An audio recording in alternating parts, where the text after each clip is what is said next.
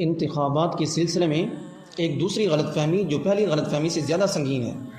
چونکہ دین کو لوگوں نے صرف نماز اور روزے کی حد تک محدود سمجھ لیا ہے،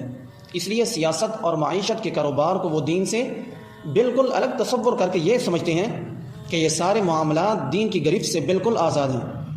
چنانچہ بہت سے لوگ ایسے بھی دیکھے گئے ہیں جو اپنی نجی زندگی میں نماز، روزے اور وظائف اور اوراد تک کے پابند ہوتے ہیں، لیکن نہ انہیں خرید و فروخت کے معاملات میں حلال اور حرام کی فکر ہوتی ہے، نہ وہ نکاح اور طلاق اور برادریوں کے تعلقات میں دین کے احکام کی کوئی پرواہ کرتے ہیں۔ ایسے لوگ انتخابات کو بھی ایک خالص دنیاوی معاملہ سمجھ کر اس میں مختلف قسم کی بدعنوانیوں کو گوارا کر لیتے ہیں اور یہ نہیں سمجھتے کہ ان سے کوئی بڑا گناہ سرزد ہوا ہے۔ چنانچہ بہت سے لوگ اپنا ووٹ اپنی دیانتدارانہ رائے کے بجائے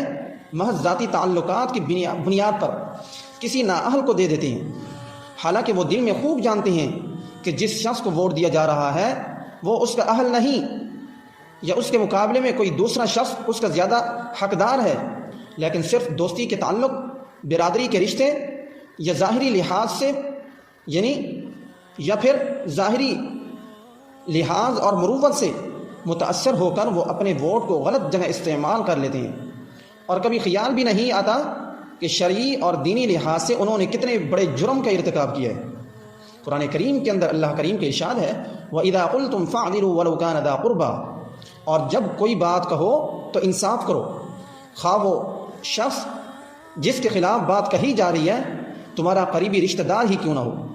لہذا جب کسی شخص کے بارے میں ضمیر اور دیانت کا فیصلہ یہ ہو کہ جس شخص کو ووٹ دے رہے ہو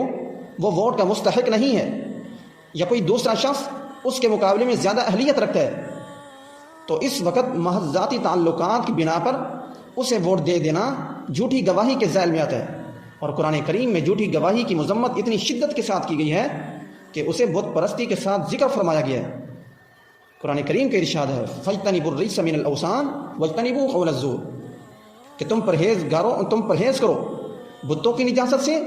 اور پرہیز کرو جھوٹی بات کہنے سے۔ اور حدیث شریف میں حضور نبی کریم سرور دو عالم صلی اللہ علیہ وسلم نے متعدد مواقع کے اوپر جھوٹی گواہی کو اکبر الکبائر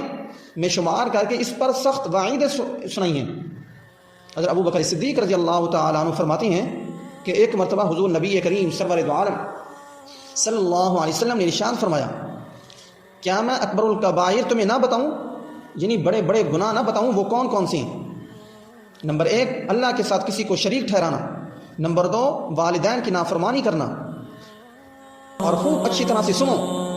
جھوٹی گواہی، جھوٹی بات۔ حضرت ابو بکر صدیق رضی اللہ تعالیٰ عنہ فرماتے ہیں کہ نبی علیہ السلام تکیہ لگائے ہوئے بیٹھے تھے، جب جھوٹی گواہی کا ذکر آیا تو اٹھ کر بیٹھ گئے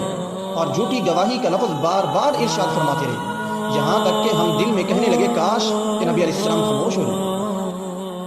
یہ وعیدیں تو صرف ووٹ کے اس غلط استعمال پر صادق آتی ہیں جو محض ذاتی تعلقات کی بنا پر دیا گیا ہو، اور روپے پیسے لے کر کسی نااہل کو ووٹ دینے میں جھوٹی گواہی کے علاوہ رشوت کا عظیم گناہ بھی ہے۔ لہذا ووٹ ڈالنے کے مسئلہ کو ہرگز یوں نہ سمجھا جائے کہ یہ ایک خالص دنیاوی معاملہ ہے اور دین سے اس کا کوئی تعلق نہیں۔ یقین رکھیے کہ آخرت میں ایک شخص کو اللہ کے سامنے کھڑا ہونا ہے اور اپنے دوسرے اعمال کے ساتھ اس عمل کا بھی جواب دینا ہے کہ اس نے اپنی اس شہادت کا استعمال کس حد تک دیانتداری کے ساتھ کیا ہے۔